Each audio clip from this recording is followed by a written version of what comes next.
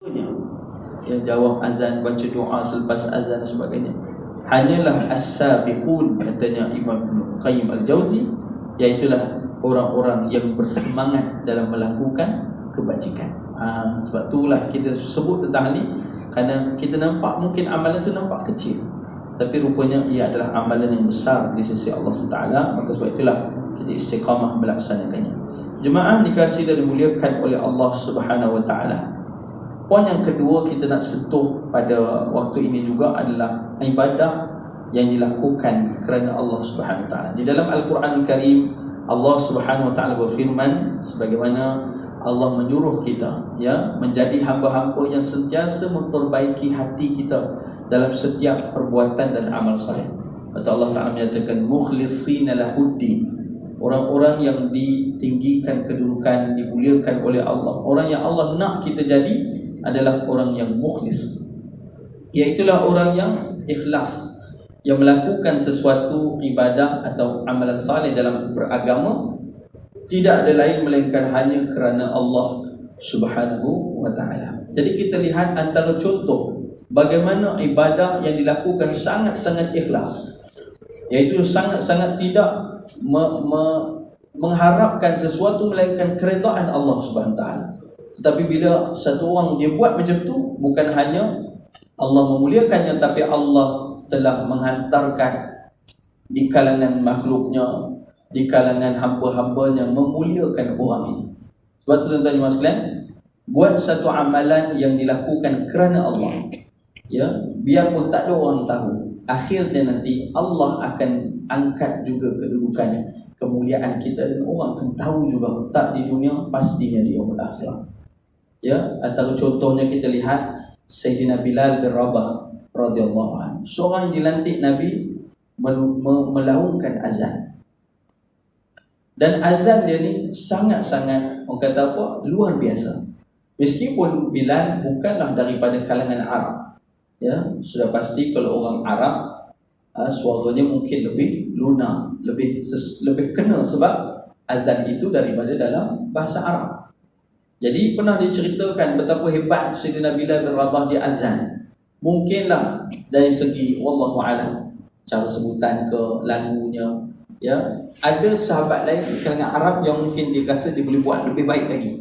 Jadi ada satu kisah bagaimana seorang sahabat dia kata pada Sayyidina Bilal, ya Bilal, esok subuh biar aku yang azan, jadi kamu tak payah azan. Jadi esok dia kata okey, baik, silakan. Maka pada waktu subuh itu, kali ini sahabat lain pula yang azan. Dia pun azan, Allahu Akbar, Allahu Akbar. Orang Madinah pun dengar, suara lain ni, kan? Jadi dia pun rasa, azan lain lah daripada bukan Sayyidina Bilal, orang lain azan. Jadi sedap, Masya Allah semua. Jadi lepas tu solat bersama Nabi SAW. Bilal pun ada sekali, Bilal pun ada waktu tu. Jadi walaupun dia tak ada, dia tak azan, tapi dia datang juga, dia pun bertugas juga untuk backup dan sebagainya. Jadi Sayyidina Bilal pun ada. Maka Nabi SAW pun setelahnya menunaikan solat fardu subuh. Kemudian Masya Allah tabarakallah, setelah mana selesai waktu subuh, dah panjang, selepas itu Jibril AS datang kepada Nabi Muhammad SAW dan bertanya, apakah hari ini tidak ada azan? Nabi kata, ada, kan macam biasa lah azan. Sebab apa kata Nabi SAW? Jibril AS pun kata, kerana kami penduduk langit tidak mendengar suaranya Bilal bin Rabah. Suara azan tak sampai. Kerana keikhlasan Bilal bin Rabah, suaranya tak pakai mikrofon, tak pakai speaker, tapi suaranya sampai ke langit Allah Subhanahu Wa Taala. Kedudukan, kemuliaan yang Allah kurniakan bila mana kita melakukan sesuatu kerana Allah Subhanahu Wa Taala. Jadi poin dia dekat sini, sebab kita bukan semuanya muazzin, tapi sebagai satu pelajaran yang kita boleh ambil dari Sayyidina Bilal bin Rabah, di antara tingkatan kemuliaan tinggi Allah kurniakan kepada Bilal apabila dia melaungkan azan, dia beribadah, melakukan sesuatu perbuatan yang baik, amalan azan itu bagi kita semua amalan saleh yang lain juga. maka kita lakukan tidak ada lain melainkan hanya kerana Allah. Allah mengangkat kedudukan hamba-Nya yang dipanggil mukhlishina lahuddin, orang-orang yang berikhlas di dalam melaksanakan ibadah dan amalan saleh di dalam beragama. Maka jemaah sekalian, mudah-mudahan dengan itu Allah Ta'ala kurniakan kita keikhlasan dalam ibadah kita. Pernah saya bertanya kepada guru saya ketika mana di Yaman dahulu, kami duduk bertalaki, kemudian lepas tu tanya kepada asatizah kami. Antara soalan yang kami tanya, bagaimana dalam hidup ni nak jadi orang yang ikhlas dalam ibadah. Sebab ni satu benda yang sukar kan. Bagaimana juga soalan kedua, nak dapatkan kekhusyukan dalam solat. Khusyuk, ikhlas. Dua benda ni, kalau kita muhasabah balik dalam diri kita, dia memang satu benda yang mujahadah nak dapat. Nak dapat ikhlas ketika sedekah, nak dapat ikhlas ketika buat amalan soleh, nak dapat ikhlas ketika buat kebaikan, kebajikan, nak mendapatkan ikhlas, nak dapatkan khusyuk ketika bersalat dan melakukan amalan soleh. Ini satu perjuangan dalam kehidupan kita. Bukan sesuatu yang mudah-mudah saja dicapai, tapi memerlukan kesungguhan dan perjuangan. Lalu Masya Allah, Tabarakallah, ada banyak para ulama membahaskan bagaimana usaha-usaha mendapatkan ikhlas, mendapatkan kekhusyukan dalam solat. Contohnya Imam Ghazali rahimahullah ta'ala. Imam Ghazali rahimahullah ta'ala menyatakan di antara cara bagaimana mendapatkan kekhusyukan ketika salat, untuk tingkatkan kekhusyukan, pertama sekali berusahalah faham makna-makna bacaan dalam solat. Surah Al-Fatihah, rukuk kita, sujud kita, apa yang kita baca tu, semua tu kita ambil masa untuk fahami dan kenal dengan kalimah yang kita baca ketika solat. Akan menambah kekhusyukan dalam solat kita. Keikhlasan sudah pasti tidak ada lain melainkan kita kena berjuang untuk meletakkan matlamat perbuatan kita kerana Allah. Tetapi seringkali ketika melakukan solat dan ibadah tu, kita jadi jadi macam tak khusyuk balik kan? Akan takbir Allahu Akbar, kemudian kita dah sampai ke KLCC, dah sampai ke Menara Baru, kat puncak dia dah sampai kan, padahal kita tengah solat ni. Kemudian yang jadi ingat balik, khusyuk balik, Assalamualaikum warahmatullahi wabarakatuh, khusyuk balik masa salam yang pertama. Ni saya lah tuan-tuan dan sekalian. Maksudnya kita ni kadang-kadang macam itulah keadaannya. Tapi nak sebutkan kata, sebenarnya tidak kita sedari bahawa untuk mendapatkan khusyuk dalam salat kita, untuk mendapatkan ikhlas dalam ibadah kita, kita memerlukan bantuan dari Allah. Kita memerlukan kekuatan daripada Dia. La haula wala quwwata illa billahil aliyil azim. Sebab itulah guru kami dipesan, dia kata apa?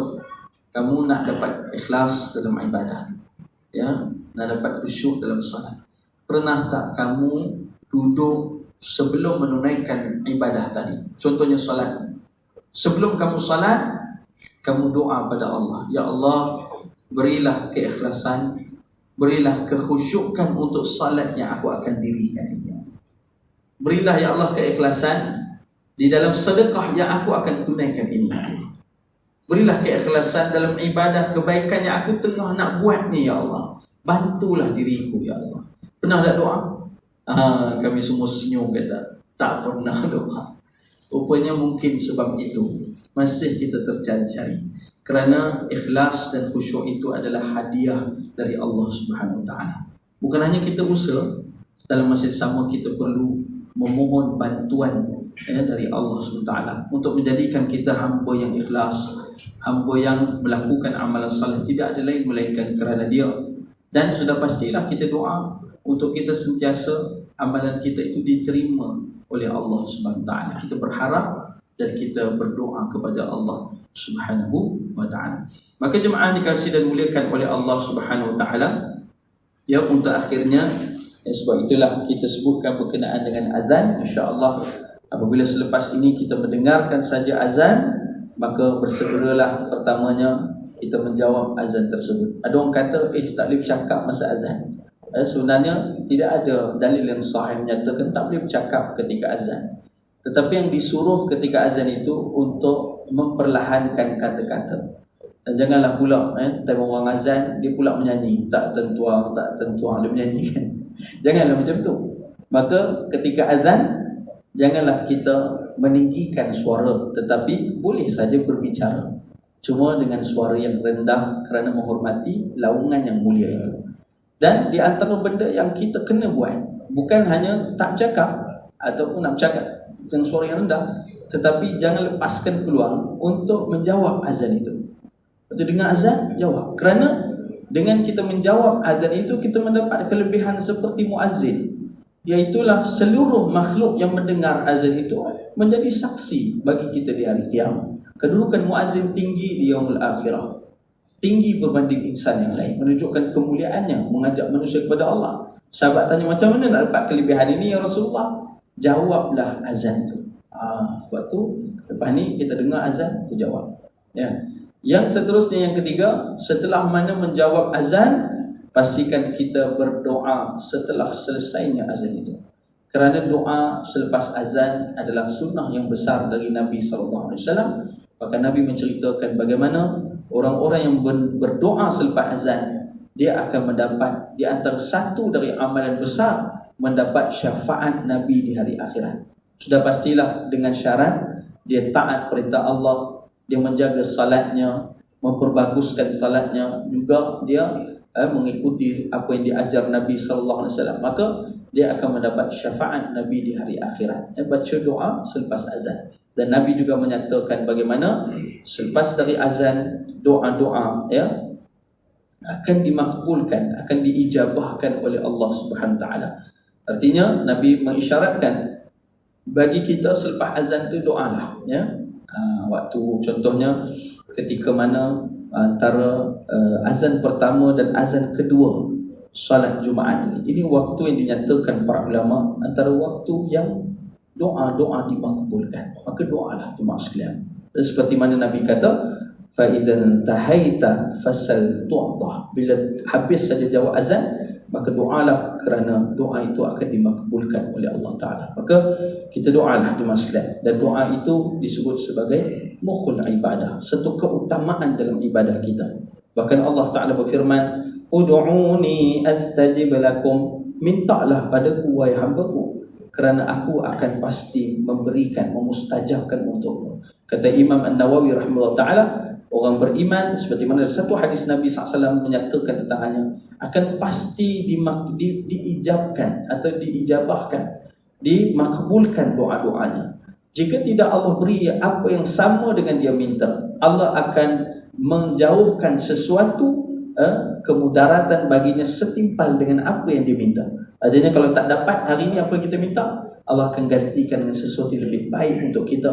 Jika tidak pun akan dikurniakan hasanah, kebaikan yang besar, balasan di hari akhirat. Dan doalah kepada Allah, kerana doa itu adalah perisai orang-orang mukmin, satu benda yang sangat penting dalam kehidupan kita insya-Allah. Jadi setakat ini dahulu jemaah sekalian, semoga sedikit sebanyak daripada apa yang dikongsikan dapat kita amalkan dan sampaikan.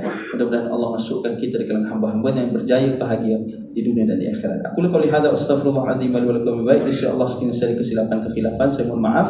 Berilah teguran kepada saya yang fakir ini, semoga Allah berkati apa yang dibicarakan dapat kita amalkan dan sampaikan. Bismillahirrahmanirrahim.